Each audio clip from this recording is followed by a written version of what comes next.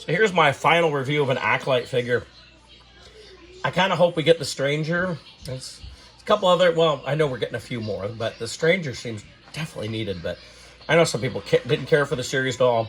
I get a kick out of my TikTok stuff where I'm posting my quick videos of these, and people are like, oh, they made figures of this, and they knew it was going to be done. It's like, you know, they greenlight figures for this like 2 years in advance. It's so silly. Anyway, this is May the Assassin. I'm sure it's the same head as we got on her sister, but we'll go ahead and take a look at her. And she is number 6. Although I think this is one of the first figures we ever saw for the Acolyte. So let's open up and take a look. So here we have May the Assassin. And like I said, I know some people could care less about Acolyte figures, but because they didn't like the show. Even if you don't like the show, there might be characters. I gotta think that some of you might still like Master Soul or a couple of other Jedi that were lots of fun. I know May probably wasn't the best character, but I think of like Rise of Skywalker, how most people didn't care for it, and yet we all wanted an Emperor Palpatine from that movie. And, you know, bad movie or whatever, or bad show, sometimes you still want the characters.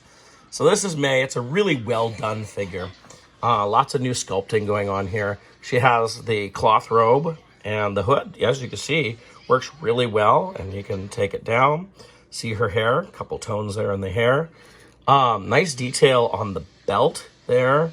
And the way this is done, like I like how it's kind of scrunched up underneath the belt here, and you can see that. See her hair coming down the back. She comes with a couple accessories. She comes with her mask, which I think we have to pop her head off in order to get on. I didn't even realize that they actually had a mask that was down on her neck already. There's what she looks like with the mask up, and of course that's what we saw in a lot of the promo images, was her with her mask up like that. So she also comes with 4 of these tiny little daggers, and these are tiny. I put her next to them.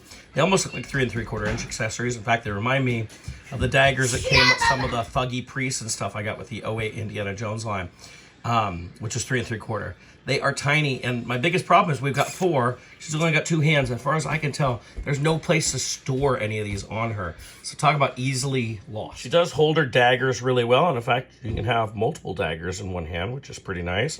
So maybe that's what I'll do to make sure I don't lose any daggers, but they do look pretty good that way. There we go. I can actually fit 3 daggers in one hand. That's kind of better.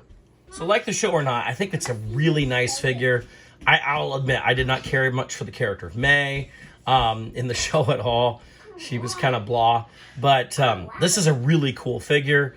Could probably fit this in almost any line that you want. But you know, I'm glad we got her. Again, I really want the Stranger. That's the big figure I would like to get from this line at some point. But this is still a good figure.